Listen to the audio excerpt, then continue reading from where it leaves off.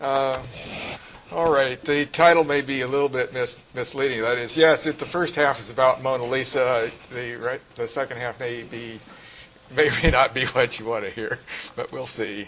All right. So I need to make a bit of an advertising speech for microsociology, and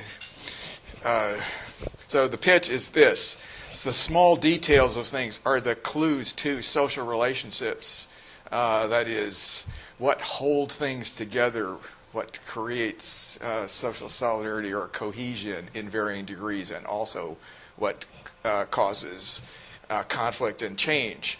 The predecessors, above all, on the empirical side are Goffman and the ethnomethodologists, but I'm not claiming to be orthodox followers of any of them.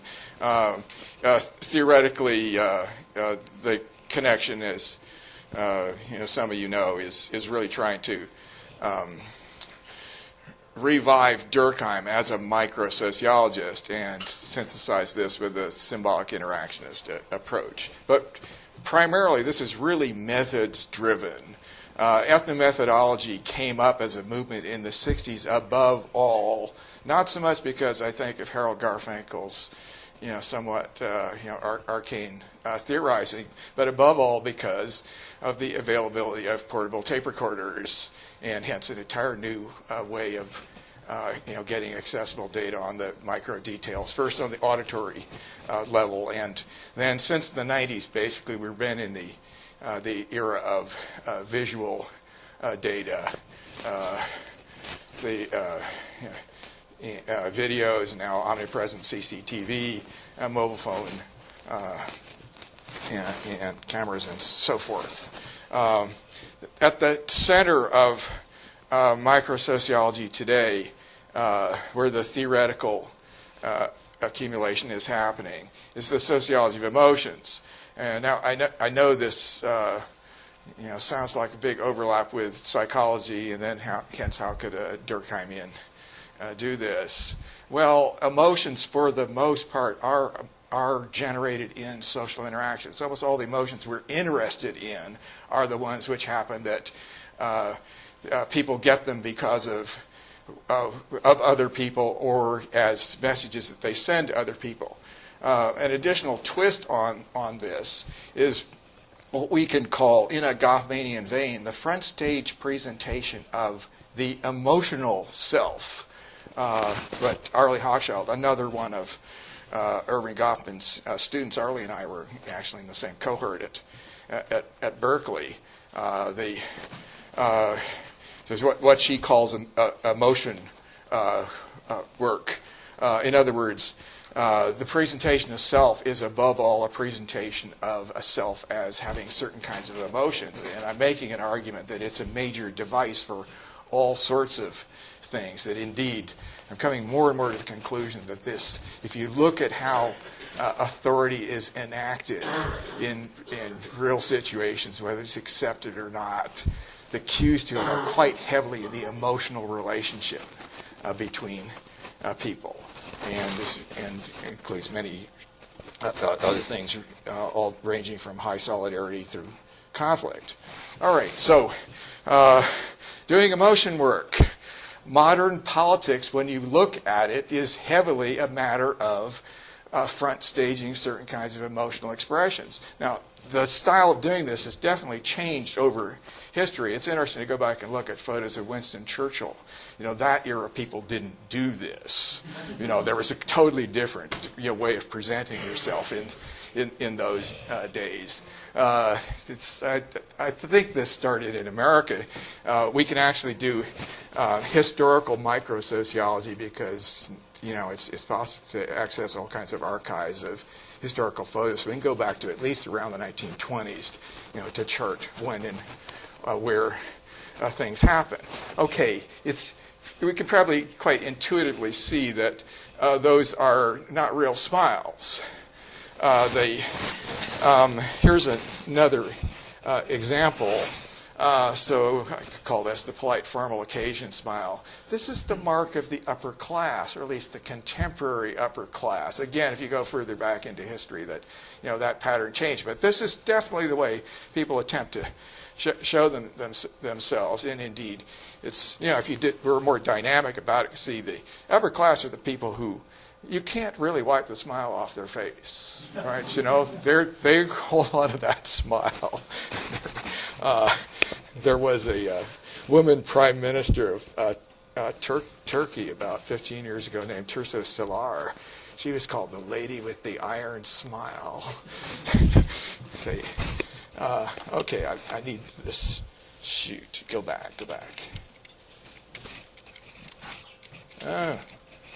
I can't go back on this. Where's over here? Where do we need to go? Okay. Yes. All right. Good. I think one reason why we like children is they have not yet learned how to do emotion work. So this is a genuine smile. The full photo shows that she's got a puppy on her lap who's tickling her. All right. Now, our folk culture says that smiles are done with the mouth. See, so we have these little icons: the smiley face, the frowning face, etc. And so when we put on, we do emotion work and try to generate expression. We do the work with our mouth. I hope you've read this. I won't say what's on it. Is where we're going to. So here's the Mona Lisa. As of the 20th century, this has been declared the most famous painting in the world. It wasn't always the most famous painting, and it's famous above all because of the puzzle of the expression on her face, the Mona Lisa smile. Now, what I'm going to attempt to do, more or less as an exercise in demonstrating what you can do with some of the tools of microsociology, is to take apart her expression and see what it actually is, and to see what makes it so mysterious.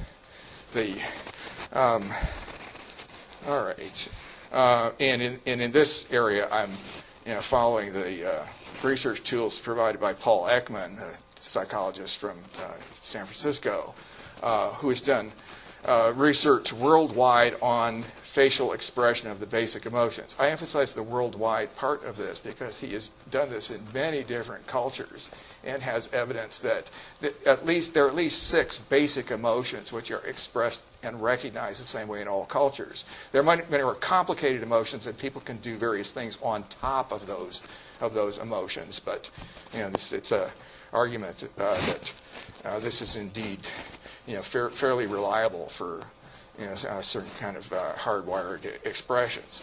All right, so Ekman points out emotions are expressed on 3 different zones of the face: the mouth and lower face. As I was just saying, that's the part where we conventionally think that emotions are. The area around the eyes and the area of the eyebrows and forehead. Now, bear with me as I'll read this for the sake of the recording. So we'll start with the lower zone. The mouth and the lower face. Stronger smiles pull back the corners of the mouth further back, and by back I mean back towards your ears. I mean back up, right? So it's pulling them back that way. So the corners of the mouth may tilt up, but they don't have to. The idea of the little smiley face with the corners turned up is not really basic to the smile. Very strong smiles which pull the mouth open and expose the teeth often leave the line of the upper lip horizontal. What you get that looks bow-shaped actually is the lower mouth, and as you can see, particularly the middle and the right of these 3 intensities of smiles. So the one on the left, the mild smile, you can easily recognize that as a smile, but it's not a smiley mouth in the strong sense that we're concerned of. Okay. What's especially important is the wrinkle called a nasolabial fold that runs from the corners of the nose diagonally down beyond the corners of the lips. In very strong smiles, these triangle-looking folds become deeper and are matched by a flipped-over triangle of skin folds from the chin to the outer corners of the lips, giving the lower face a diamond-shaped look. Okay, so look at the one on the right. As the smile gets more intense, the nasolabial folds become deeper. And the mouth here is kind of falling open, so it's getting more bow-shaped. But it's more important to see this. See, that's the really strong smile actually has that diamond shape to it. Now, we could go back to the original ones, Sarkozy and so forth, and see, where they're lacking even on the mouth side of it. They're working really hard on a certain shape of the mouth, which actually isn't the right shape. I don't want to pick on Mr. Sarkozy. I mean, I've got ones for American politicians, too, and sad to say I've got ones for Brits and so forth. Okay. All right, so Mona Lisa's mouth. Well, all right, so where's the smile here? It's, in a way, it's our conventional inaccurate picture of the smile. That is, you turn up the corners of the mouth. But there are no nasolabial folds in it at all. Now, you could ask what was Leonardo's intention and so forth. He did spend 3 years working on this painting, obviously not with, Mrs. Gioconda sitting there all that time. So he's aiming at a certain kind of effect, and certainly this is, 60 years into the Renaissance, where the painters vied with each other over realistic effects that they could make. So he's trying to make some sort of effect. I think he never regarded this painting as finished, maybe with good reason. But at any rate, it has the appearance of a smile, maybe the slightest kind of smile, but I'm even slightly dubious about that, because turning up the corners of the lips and doing nothing else is so rare. Okay, let's go to the eyes and eyelids. Smiles make wrinkles below the eyes, more or less horizontal, slightly curved across the bottom of the eye socket. Deeper wrinkles, the more the cheeks are raised. I'll just skip forward for a second. See, this is a really good one. Notice she has got that full diamond shape, mouth zone. You can strongly see the wrinkles underneath her eyes. Now, let me just shuttle back here. This has the effect of narrowing the slit of the eyes as the lower eyelid is raised. Narrowing eyes can also happen in other emotions, and so you have to be careful to look at the details. But in other emotions, the lower eyelid may be puffed out but is not tense. So a smiling face is a happy face, and it is not at all a tense face. So there's a bit of a contradiction in working at putting on a smile, because it makes your face look tense and smiling at the same time. I'm not going to run through all the emotions, but key thing about the anger face is the face is totally tense, in every zone. And I've used fear and anger in other presentations. I won't belabor that right now. Okay. The final point. In the happy face, these muscle movements called crow's feet wrinkles to spread out from the corners of the eyes. And we can see that really nicely in this picture. The sort of the smiling eyes have both that and this. Okay, so let's look at Mona Lisa's eyes. The lower eyelids are a little bit puffy, but there's no indication at all that it's because the cheek muscles have been raised. There are no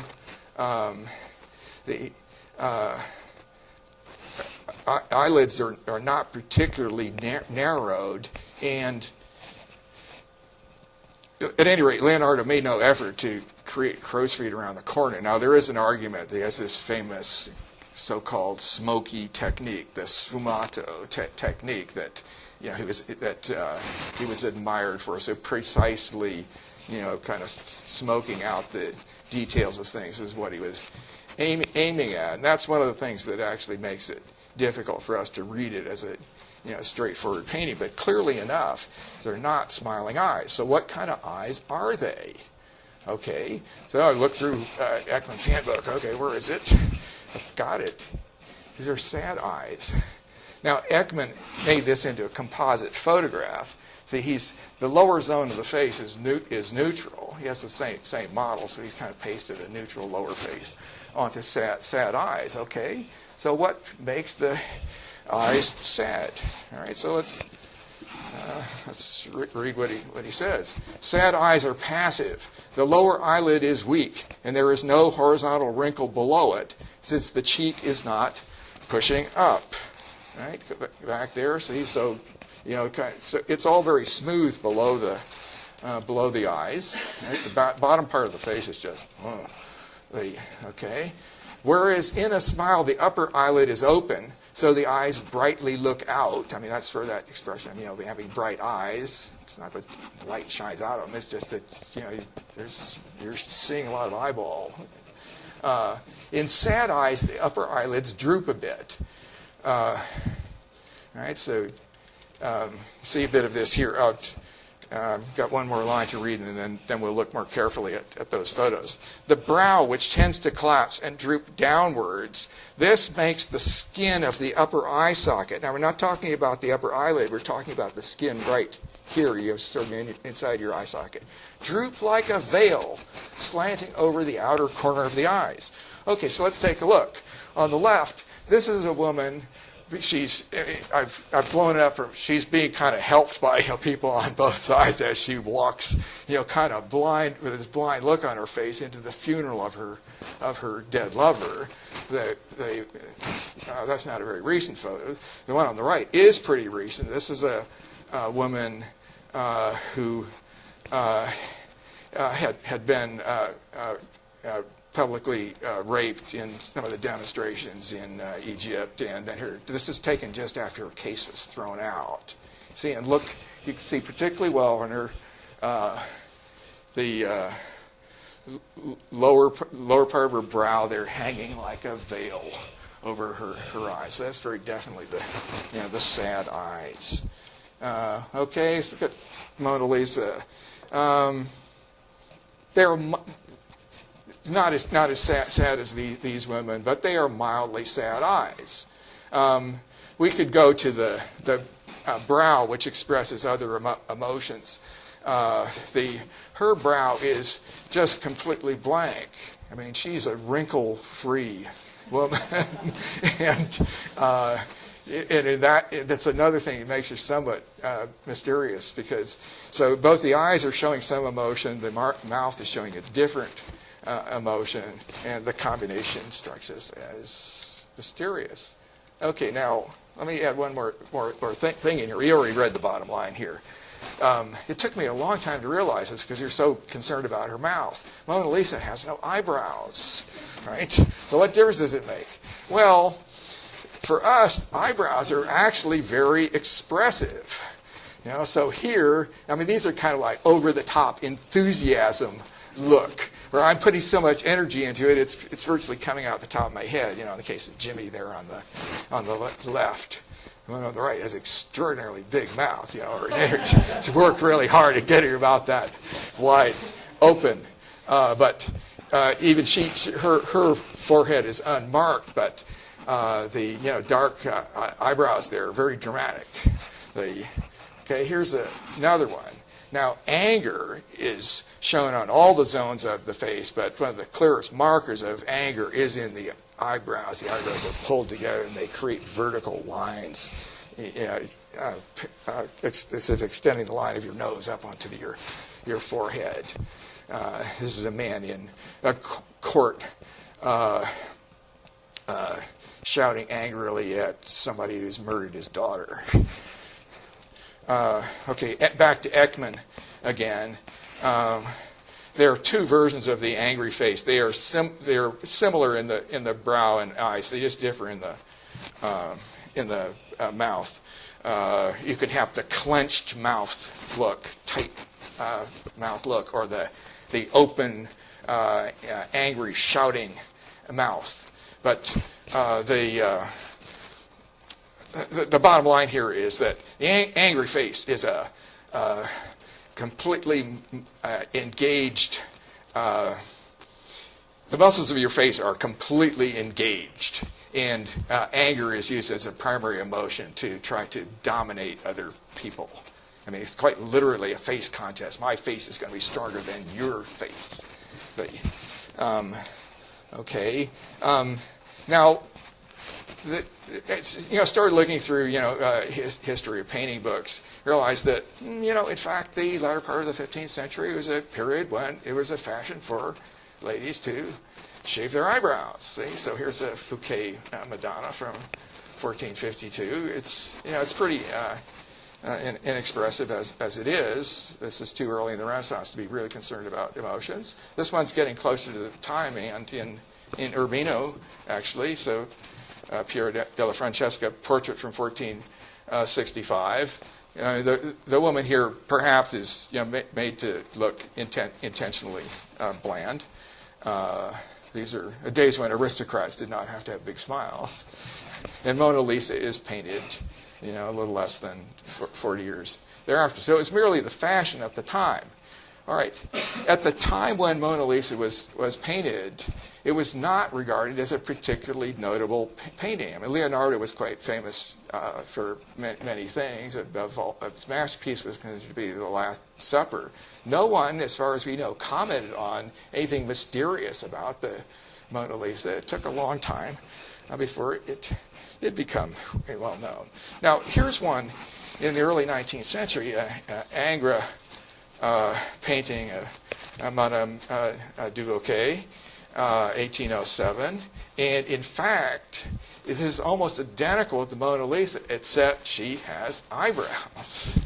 So it has the same, slight little corner mouth, upturned quasi-smile, rather sad-looking eyes, almost the same pose. But no one's ever commented on this as being particularly mysterious. And I think it's because the eyebrows make it look more conventional. Now, I will readily admit I've cribbed most of this historical information from Donald Sassoon, a book called Mona Lisa, The History of the World's Most Famous Painting, and he points out that the Mona Lisa was regarded as one of Leonardo's minor works until around the 1850s to the 70s, when first in France and then in England, the movement of ultra-aesthete art critics, Théophile Gautier and right here, Walter Pater, started adulating Leonardo's Mona Lisa, and their interpretation was that she was the essence of mysteriousness. And not only that, this mysteriousness she was the mysterious feminine with a capital F, the Salome, the Earth Mother, the sexual temptress, the seductress. So I thought, well, let's test that out. Is this what really sexy women look like? All right, so I confess to downloading this from certain sites on the internet, of which there are more than a few, and you can check it out. There are thousands of photos that look like this, and I have not seen one that in that sexual context that looks like this. All right, so much for Walter Pater. I'm not sure he knew about women anyway. So, all right, getting on to part two. I've tried to make the argument then that the visual analysis of emotions can be a key research tool, and that we have, by now, some of the basic methods for being able to read what the emotions are. And I give you two references here to books by Paul Ekman. One of them with a little bit more provocative title called Telling Lies. Another one from '84 called Unmasking the Face. And then there's a huge handbook that goes through this in very great detail as well. And indeed, I encourage you to look up, the literature by Ekman and his rather big school of comparative psychologists. I think this is pretty well established material. All right, so part 2.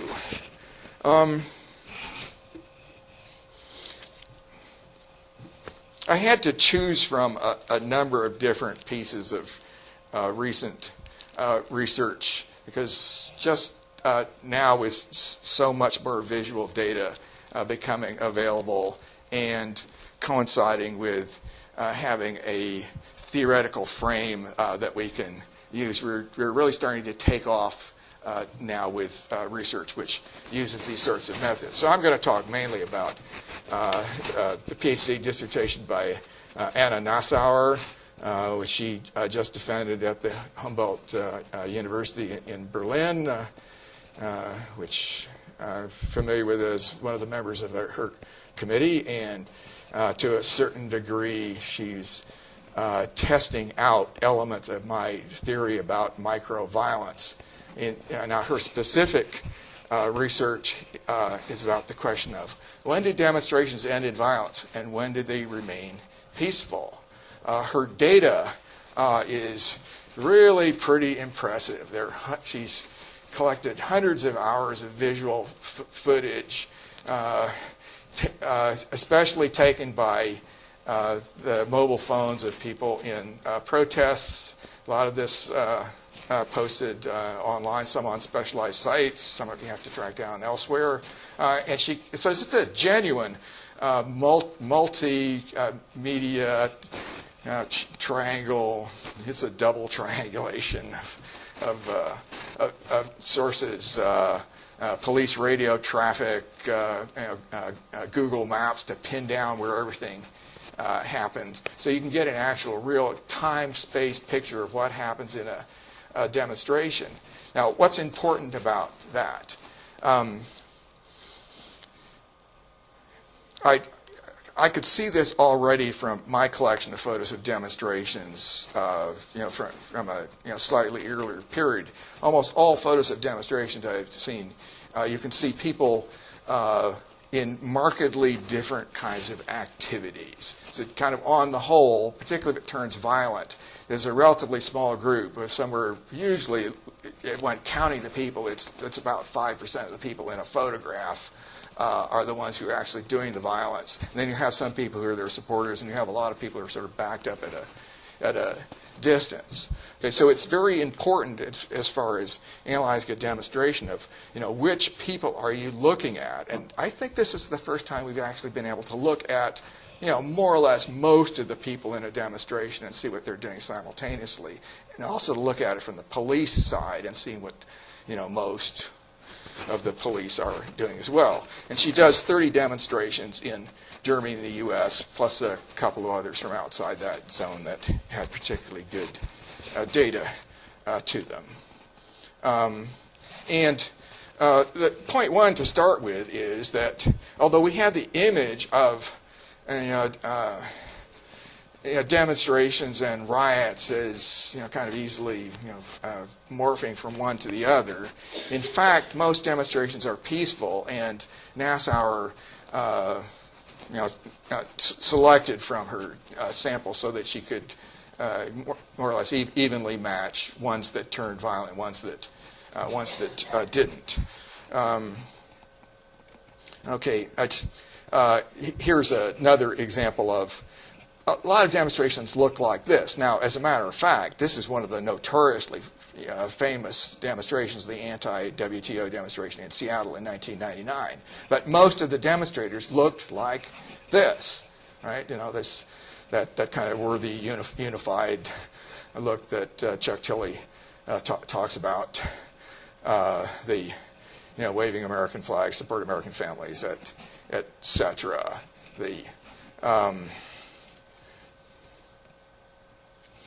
The things that we're going to look at, written across the top here, the key are the time sequences, the emotional fields that build up, and the turning points. And here are a couple of details that I'm lifting from Nassauer's text. So this is the way she's describing things in one of the series of photos. A line of police outnumbered by protesters, tensing their muscles, holding their truncheons tightly, and looking nervously over their shoulders from attacks that might come from behind. But also photos where both the police and the protesters look calm and relaxed, even bored. So the Nassauer is analyzing not only the facial expressions, but also the body language, and often she has audio data as well, so we're able to pick up on that. Okay, now I have to confess something here, and that is I don't, in this PowerPoint, have any of Annie Nassauer's actual images. So the ones that I've picked to kind of fill in and give you a sense of this are from my collection rather than her collection, and hers is a whole hell of a lot more extensive, and you can kind of get, moment by moment. But I think you can get the general idea. Okay, so this is a demonstration, pretty famous demonstration actually, Berkeley, 1964. We captured a police car and managed to shut down the university. I'm actually in this photo, but I'm not one of the ones on top. But I kind of want to point out to you the cops, right? I mean, this demonstration did not turn violent. And certainly at that moment, there's no threat of it. The cops are kind of, they're looking a little,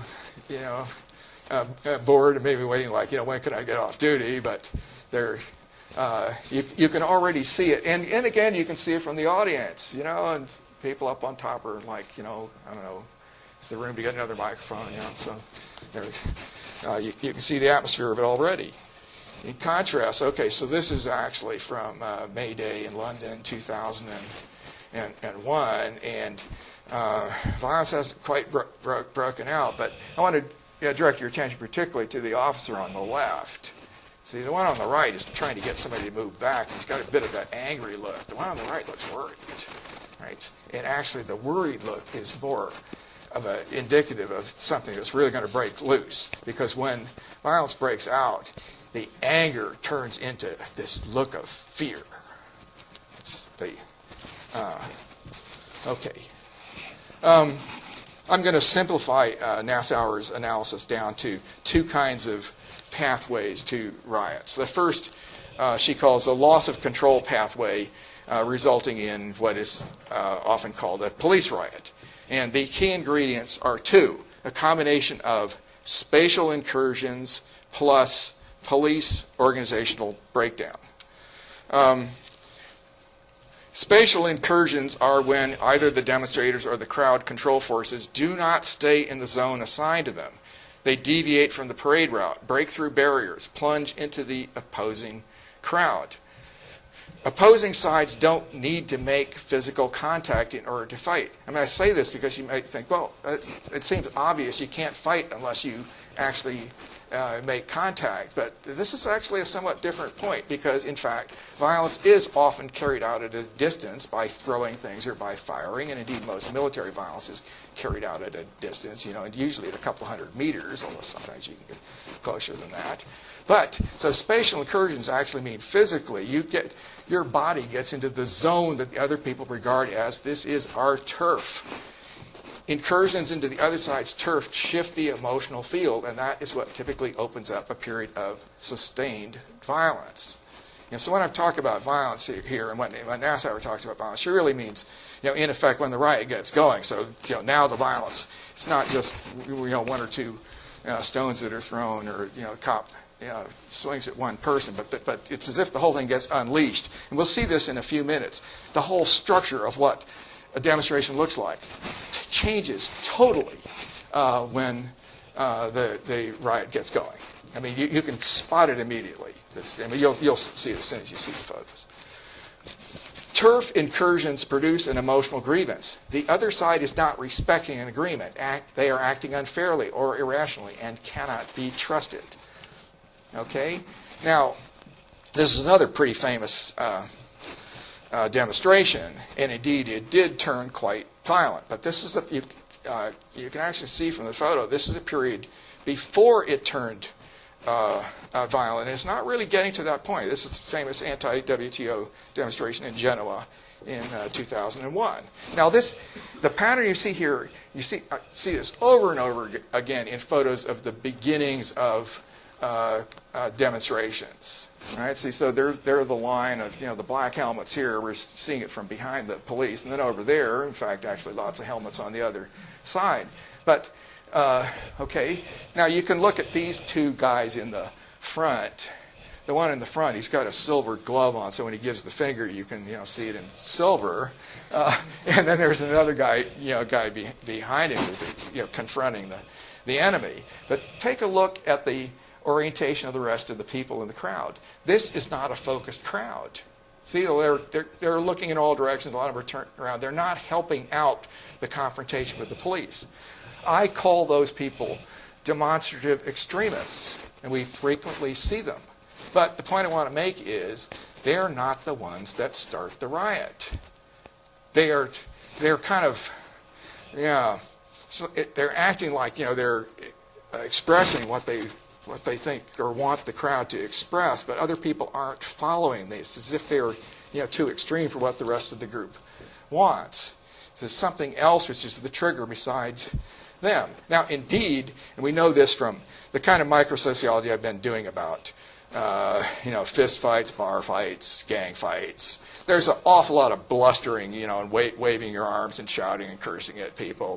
The quotient of bluster to real violence is like 95 to 5 or more. So this is in the bluster phase. And in fact, on the most part, the police are kind of used to this, and they don't react to bluster. Okay, now the other component here, besides incursion into somebody else's turf, is organizational breakdown. Organizational breakdown occurs when police units become cut off from each other. Higher command loses track of its own forces, or the location of different groups of demonstrators. Or logistics breaks down, so the police in the field are stressed by long hours without relief and by inadequate food and water. Just came from Anthony King's conference about cohesion in modern warfare. And I was struck by how similar this is. The thing that stress troops in combat are fairly similar to the kind of things that stress police in demonstrations. The big difference being that combat usually has more or less armed people on both sides, whereas the demonstrations, if the police are the only ones with the arms, and it's very dangerous to get them going. Under such conditions, police become tense and fearful. Rumors spread among the police. Violent threats by demonstrators or deadly attacks on isolated police cars. These are the kind of things which spread around on the police net. Now, you might think that because the police net is official, that what is on it is official. Well, try listening to it sometime. It's not always that easy to get hold of it, but it'll come out often in court cases. The police net operates just like classic experiments on rumors, where one person sitting here says this to the person next to him, and they say it to the person next to him, and it's been proven. This was done already by psychologists back in the 1930s. That by the time you get to about the fifth or sixth person, you've lost most of the original information, and it is shifted in the direction of some kind of stereotype that people think the message ought to be. So the police are actually quite prone to rumors, and indeed, as a rule of thumb, the more, I'm not talking about riots here, I'm getting a little bit off of that topic. Police are more likely to beat somebody up the more people there are that come to the scene. Now, why is that? Well, the reason for that is that more people are coming because there is more voice traffic on the police net, and whereas the initial call may be moderately accurate, it gets more and more inaccurate as it gets further out, and it more and more morphs into things that say he's got a gun and he's threatened to not go out dead or alive. So it morphs into that stereotype. So the later police who come have got really quite inaccurate information about what's going on. So it's a typical rumor amplification kind of process.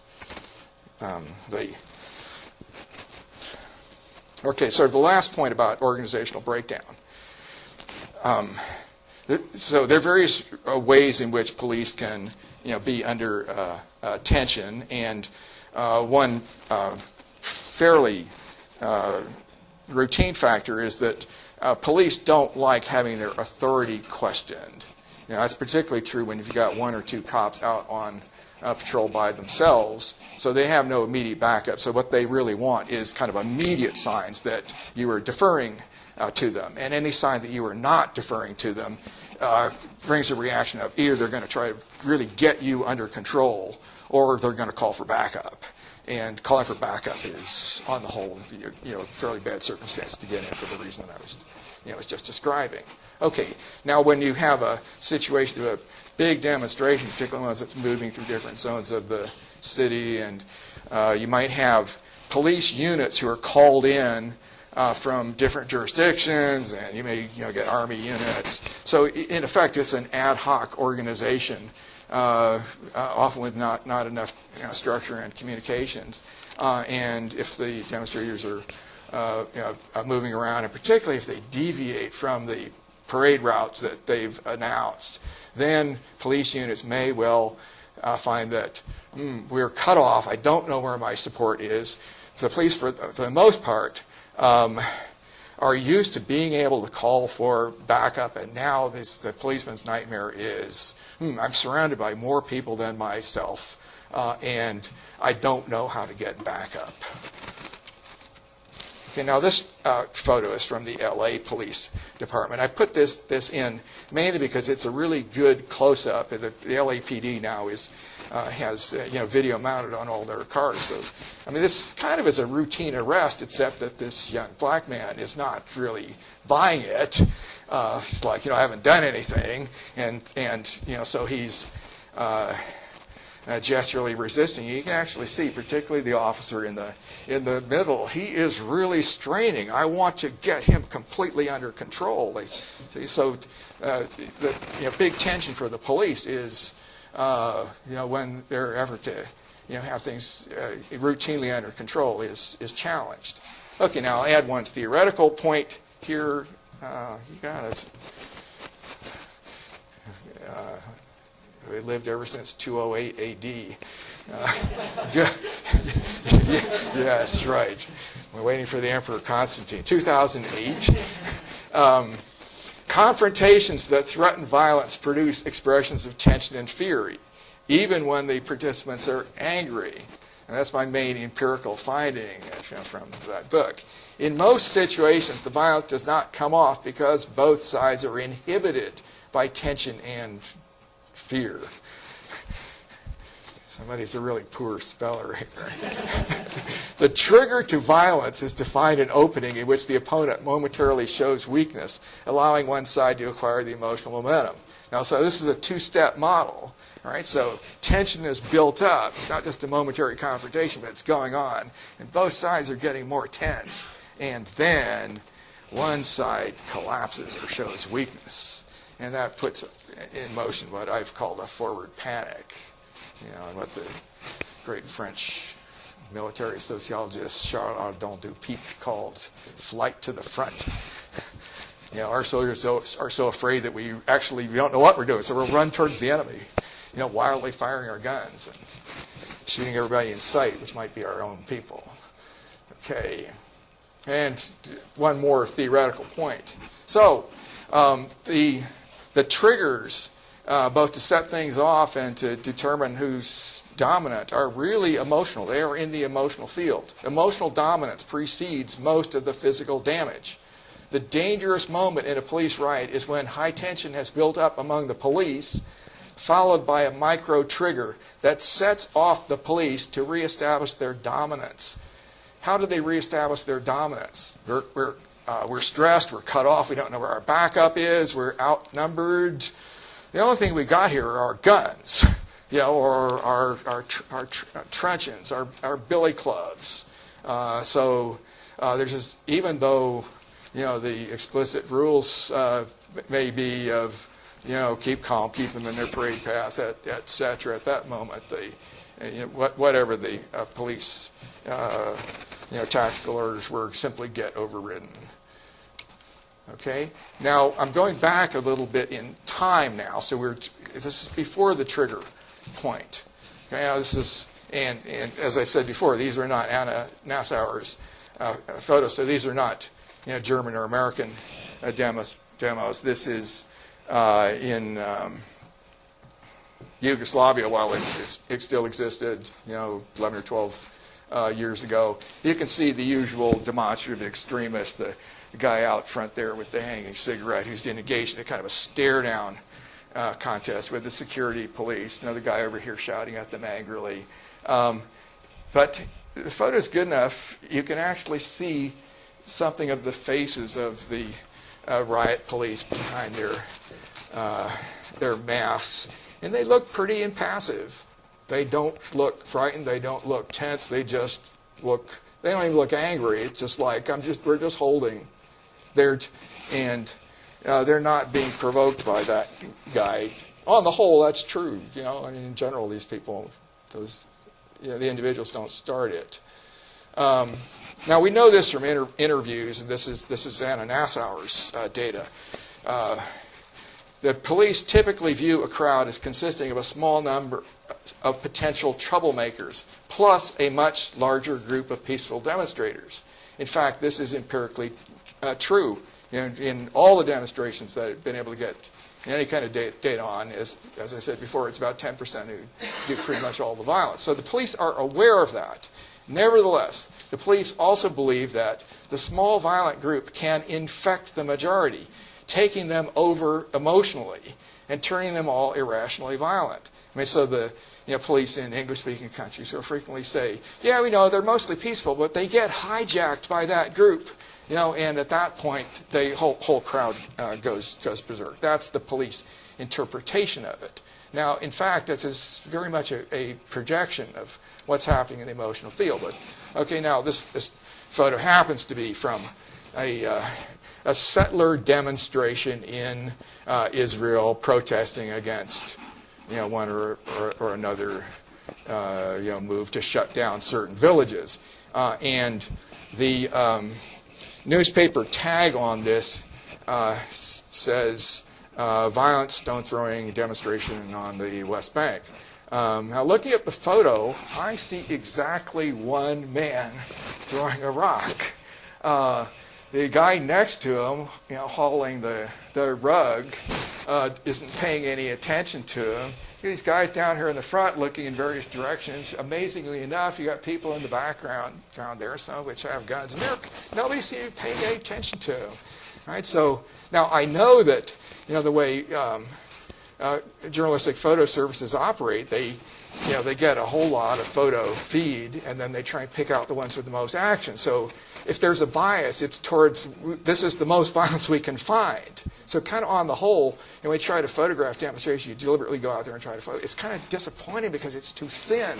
You don't see enough of this. All right. So I think this actually sort of illustrates this. So kind of on the whole, some of those guys with cops, I think, the ones up at the front, those are IDF, Israeli Defense Force officers, and they're kind of like, oh yeah, okay, there's one guy throwing rocks, so it's like it's nothing really. We don't have a crowd in operation here. Okay, so now when the police, after a buildup of tension, launch an attack, they no longer distinguish between the two groups. And they tend to indiscriminately beat up all those in their path who are ready targets, including non-resisting persons, women, or even bystanders, or news media. Okay, now here's a photo. I just pulled something up that I could easily find this afternoon on my computer. But this is a really typical sort of picture. Like, okay, once we get going, who's this kind of old granny lady there? Well, she's been infected by the violence of the crowd. Knock her down too, right? Now, it kind of to see it from the police point of view, and I mean that sort of literally. To see it from the police point of view, there's a couple of terrific books which they're both cited in my 2008 book. They're psychologists debriefing police who've been in shootouts. Say, what's it like to be in a shootout? Time slows down. You feel like you're in a tunnel vision. All you can see is your target in front of you.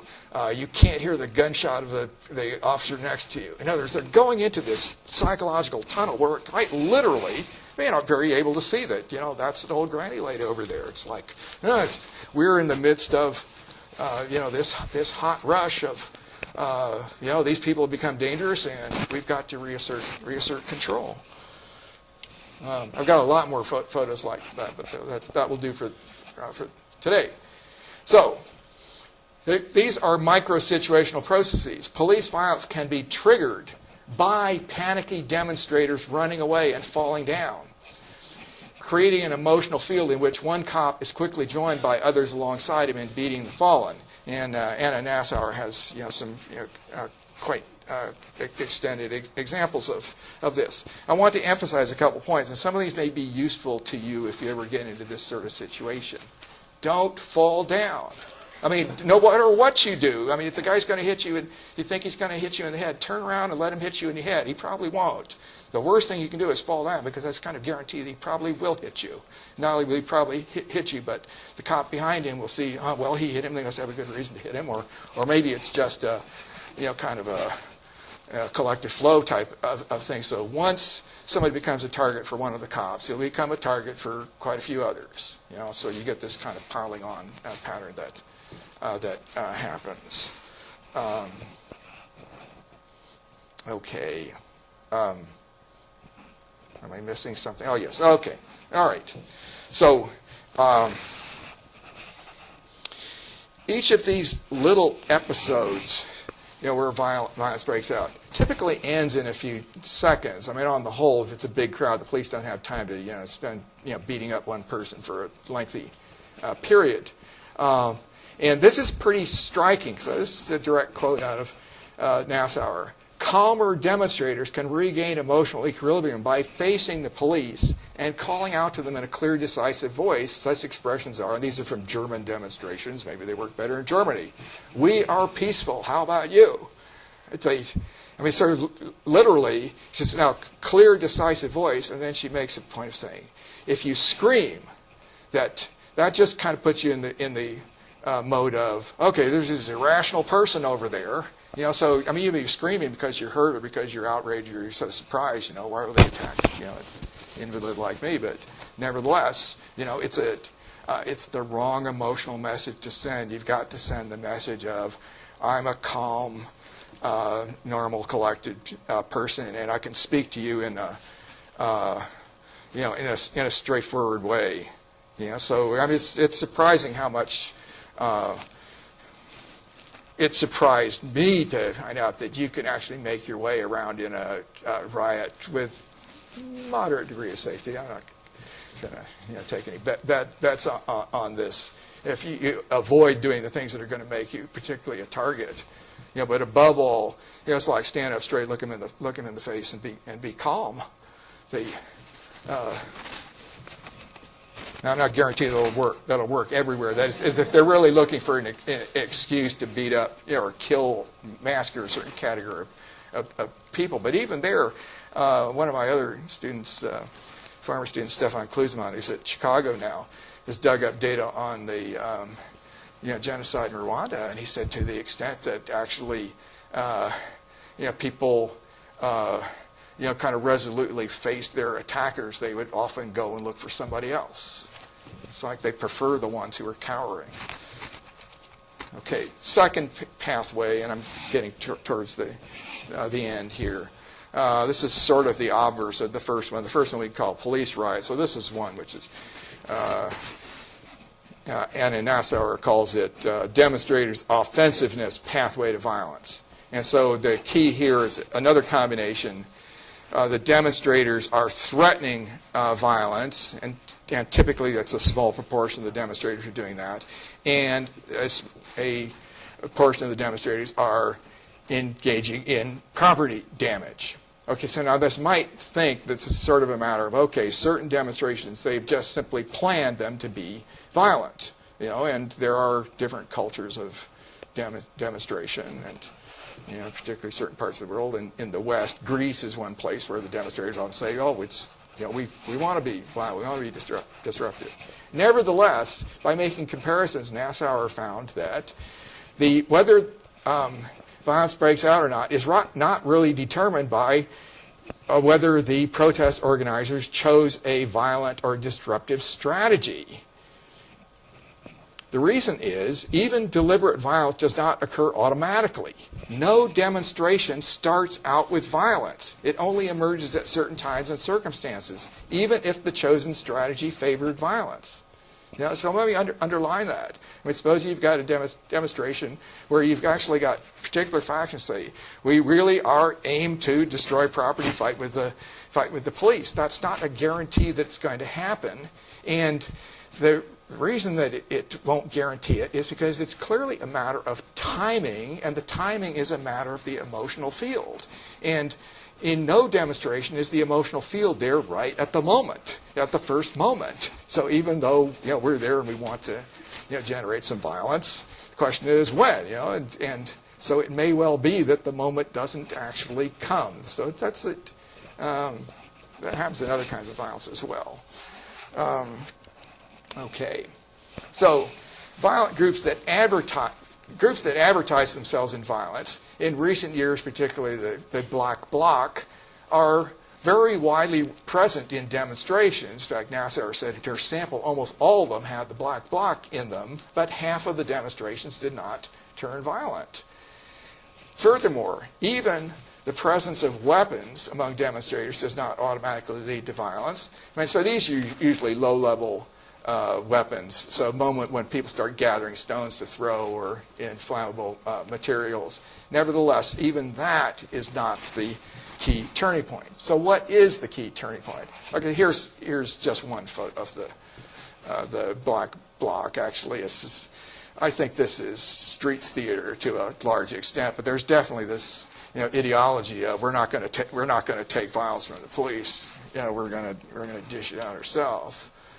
Or again, the anti-WTO demo in Genoa in 2001. So this is one taken from the side of the demonstrators, and you see two rock throwers out in front. Now you might think, okay, this is the moment that precipitates the violence. In fact, it doesn't. That's not violence.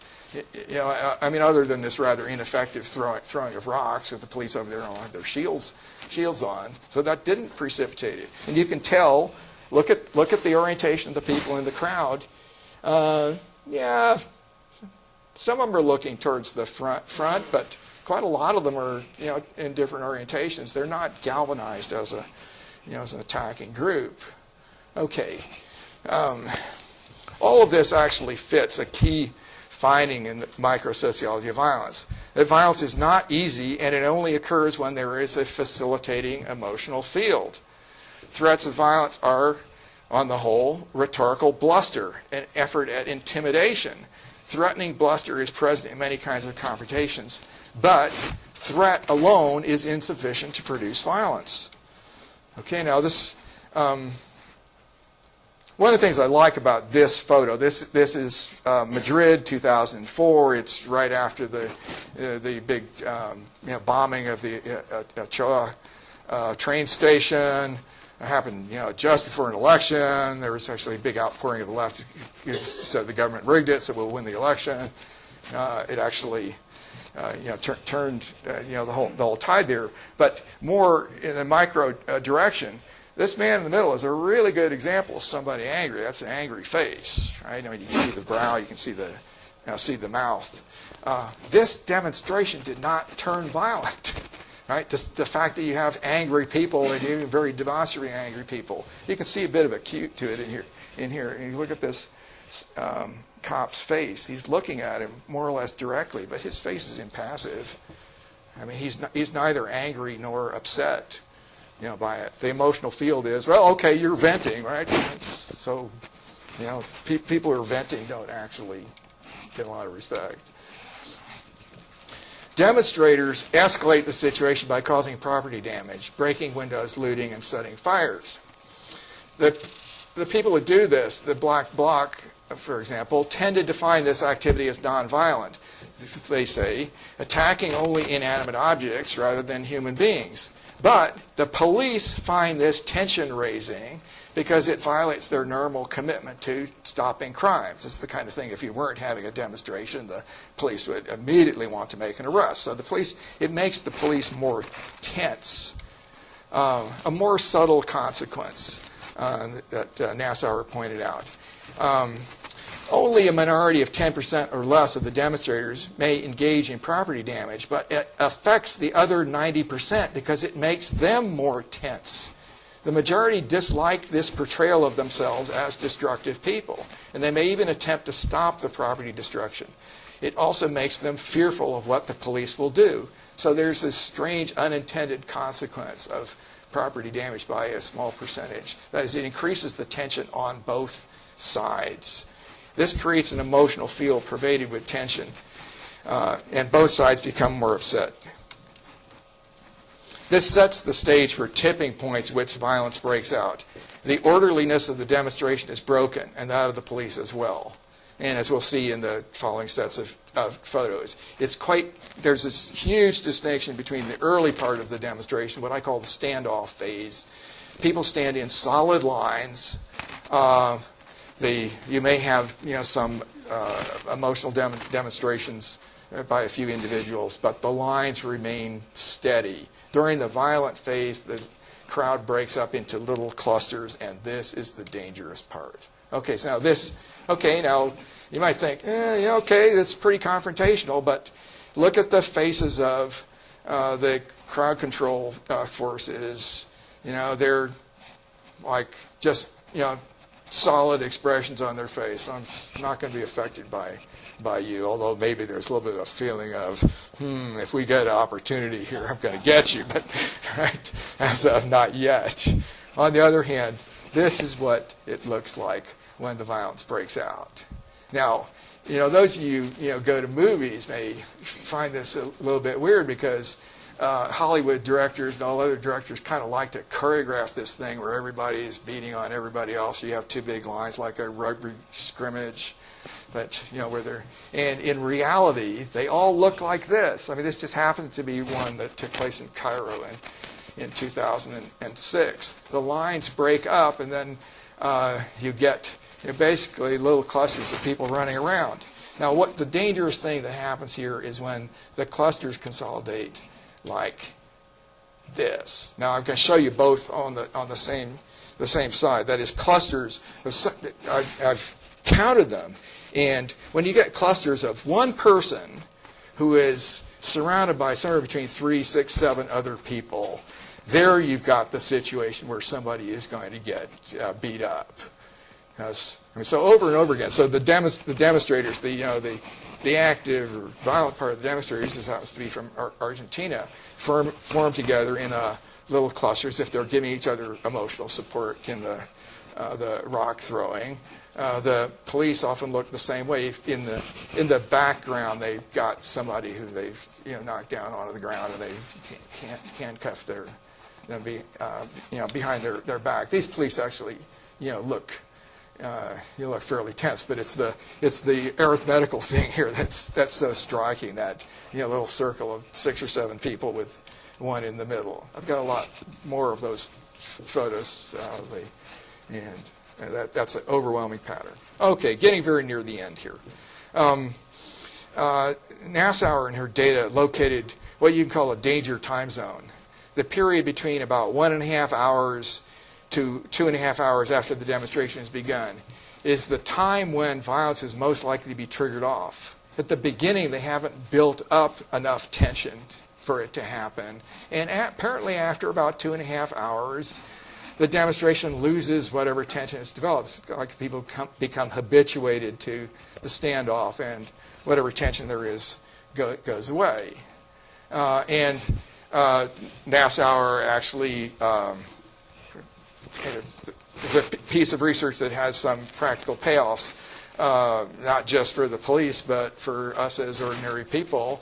She suggests micro-interactional tactics can be used to prevent violence, such as specific ways for demonstrators to talk to the police and vice versa, that have the effect of keeping tension from growing into uncontrolled violence.